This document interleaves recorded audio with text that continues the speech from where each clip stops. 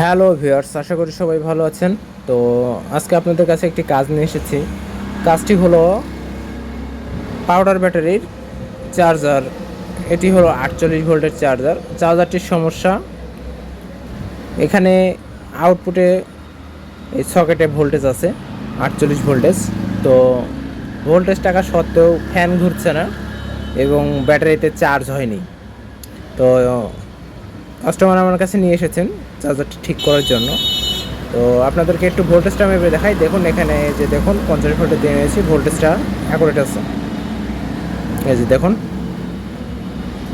Voltage ঠিক আছে।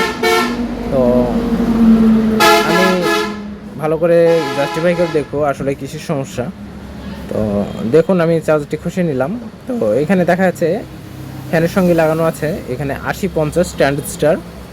তো এই ট্রানজিস্টারটি আমি চেঞ্জ করে ফেলবো। চেঞ্জ করে ফেলে আপনাদেরকে দেখাবো চার্জারটি অ্যাকুরেট হয়ে যাবে।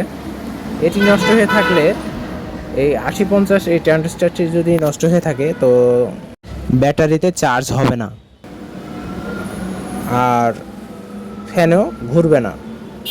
তো আমি এই 80-50 ট্রানজিস্টারটি খসিয়ে নেব, খসিয়ে নিয়ে আপনাদেরকে দেখাবো।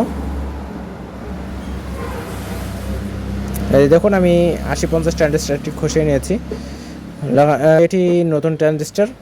তো আমি এই ট্রানজিস্টারটি এখানে লাগাবো, লাগিয়ে আপনাদেরকে দেখাবো। যেহেতু আমি একাই ভিডিও করছি সেই জন্য খসানো আর লাগানো দেখাতে পারলাম না। তো আমি এখানে সেট করে নিচ্ছি, নেওয়ার পরে আপনাদেরকে দেখাচ্ছি। দেখুন আমি এখানে সেট করে নিচ্ছি 80-50 ট্রানজিস্টারটি।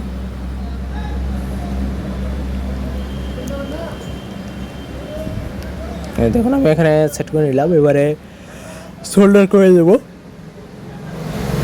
তো এর মাঝে আমি একটি কথা বলে নেই, আমার ভিডিওটি যদি ভালো লাগে আমার ইউটিউব চ্যানেলটি সাবস্ক্রাইব করবেন ও 5 টাকা বেল আইকনটি প্রেস করবেন ও ফেসবুক পেজটি ফলো করে দেবেন। তো ভিউয়ার্স দেখুন আমি এখানে সোল্ডারিং করে নিয়েছি। আর এই যে নেগেটিভ তার, আমি এটি ট্রানজিস্টারের সঙ্গে এটাও সোল্ডারিং করে নেব। দেখুন এই বড় পেনগুলো আমি কেটে নিচ্ছি কাটার দিয়ে। তো চার্জারটি আমার ওকে হয়ে গেছে। 100তে 100 চার্জারের চার্জ হবে ও ফ্যানটি ঘুরবে। ভালো থাকবেন সবাই, পরবর্তী ভিডিওতে দেখা হবে।